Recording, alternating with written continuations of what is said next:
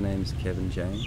I'm from Australia, and my mission or my life purpose seems to be holding space for people to sing together, chant.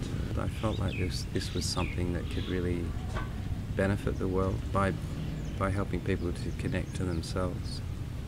It meant that I didn't have to try and change anything or oppose anyone or come from any kind of separation. It's a supportive journey, and that's what I was looking for. About 26 years ago, I was traveling through India. I liked to learn traditional songs of wherever I was traveling at that time, but I wasn't really on a spiritual path intentionally at that time. The Indian people would gather around and sing, and I didn't really realize what was happening. Like, I'd be on a train and pull my guitar out and just wanted to play something they could relate to, and so I would play that, and the next thing you know, the whole train's chanting, and I never really, I didn't know what I was getting into at that time. I had no idea. Started playing folk music, and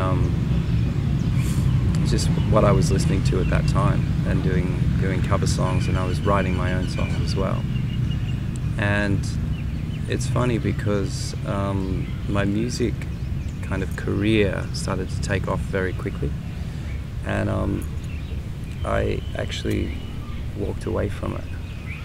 I had an offer to go to Melbourne, and there was a promoter and stuff like that, and I actually turned it down and went travelling overseas, and that's where I learned that first Bhajan, first mantra, and that's where I discovered the teachings of the East. And the reason I turned away from a career in music back then was because I felt I wasn't ready. I felt there was something more I needed to share with music. So it's like I had the vision of, or had the dream of what I was going to do with music. I didn't know exactly what it was, but I knew what it wasn't. And I was true to it even back then, even in quite an unconscious state. And that's when I sort of had the vision that you could share something deep like consciousness through music. And that's where I went on my own personal sort of journey of self-discovery. In the beginning, it was just a feeling. It was just like, I'm not even sure. I was in the dark a lot. There were many times where I was wondering, what on earth am I doing with my life? Because there wasn't anything coming back. There wasn't any confirmation. There wasn't any examples to follow. I wasn't exposed to much.